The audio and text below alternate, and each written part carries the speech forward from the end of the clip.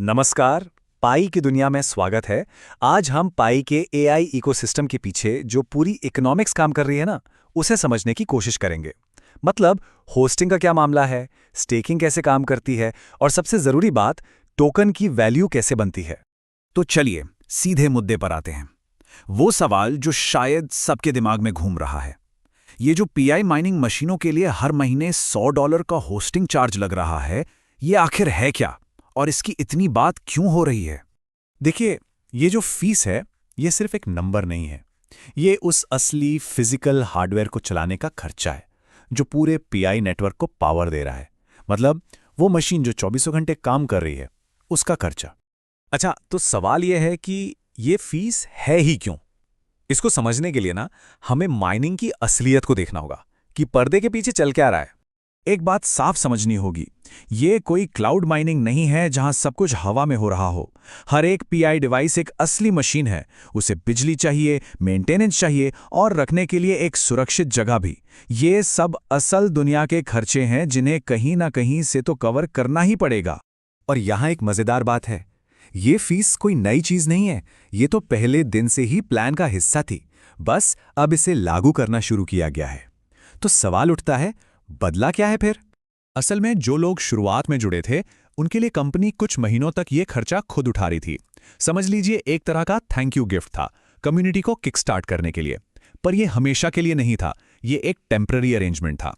तो ठीक है, अब जब ये फीस लागू हो गई है, तो क्या इसका कोई तोड़ नहीं है? अरे बिल्कुल है। और इकोसिस्टम ने ही इसका एक बहुत जबरदस्त सोल्यूशन दिया है, जिसका नाम है स्टेकिंग।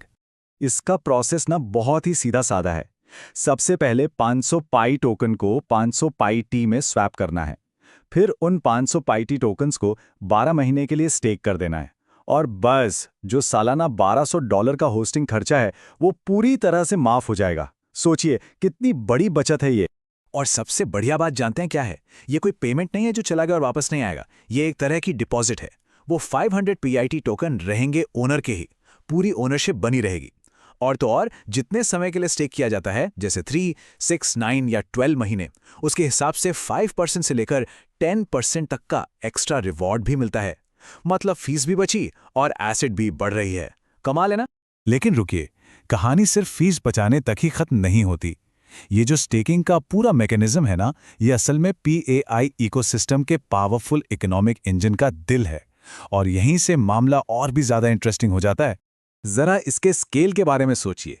7,000 से ज्यादा मशीनें बिक चुकी हैं। अब कल्पना कीजिए, अगर इन सभी 7,000 मशीनों के मालिक अपनी फीस बचाने के लिए स्टेकिंग करने का फैसला कर लें।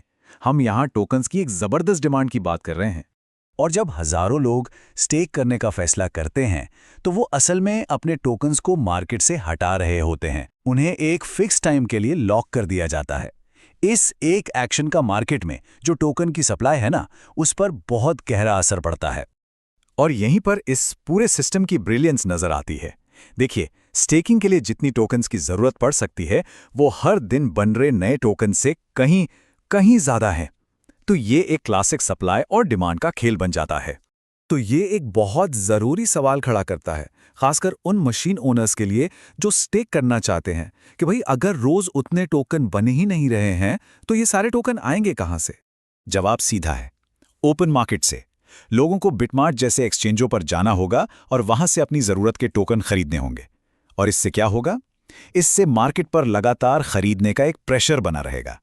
इसको एक फनल की तरह सोचिए। एक तरफ से स्टेक करने वालों की जबरदस्त डिमांड आ रही है, और दूसरी तरफ जो टोकन हैं वो स्टेकिंग में लॉक होते जा रहे हैं, जिससे मार्केट में सप्लाई कम हो रही है। डिमांड ज्यादा, सप्लाई कम। ये टोकन की वैल्यू के लिए एक बहुत पावरफुल कॉम्बिनेशन है। तो ये सब मिलकर कैसे काम करता है? चलिए देखते हैं कि ये सिंपल सा मैकेनिज्म, इसमें शामिल हर किसी के लिए एक पॉजिटिव साइकिल, एक आत्मनिर्भर चक्र कैसे बनाता है। इस पूरे सिस्टम में होस्टिंग फीस कोई बोझ नहीं है, बल्कि वो एक चिंगारी है जो आग लगाती है। यही डिमांड पैदा करती है। पीएआई स्टेकिंग वो ईंधन है जो सप्लाई को लॉक करता है और खरीदने पर मजबूर करता है। और नतीजा, एक लॉन्ग टर्म वैल्यू ग्रोथ, एक सस्टेनेबल इकोनॉमी जहां हर कोई जीत सकता है। ये मशीन ओनर्स के लिए एक विन विन सिचुएशन है, क्योंकि उनकी फीस बच रही है और टोकन की वैल्यू बढ़ने और रिवर्ट्स का भी फायदा मिल सकता है। ये टोकन होल्डर्स के लिए भी एक जीत है, जिन्हें बढ़ी हुई डिमांड और घटी हुई सप्लाई का फायदा मिलता है। और आखिर में ये पूरे इकोसिस्टम के लिए एक जीत है, जो ज्यादा मजबूत और ज्यादा टिकाऊ बनता है। आखिर में ये सब नजरिया का खेल है। क्या होस्टिंग फीस को सिर्फ एक खर्चे की तरह देखा जाए, या फिर इसे एक ऐसे जबरदस्त सिस्टम का हिस्सा बनने का मौका समझा जाए जिसे सबके लिए वैल्यू बढ़ाने के लिए ही डिजाइन किया गया है? तो पूरा कॉन्सेप्ट अब साफ है। अब फैसला देखने वाले के हाथ में है। क्या ये होस्टिंग फीस सिर्फ एक खर्चा है, या ये एक ऐसा पावरफुल हथियार है जिसे पूरा समुदाय मिलकर इस्तेमाल कर सकता है? जवाब इस बात में छिपा है कि हम बड़ी पिक्चर को कैसे देखते हैं।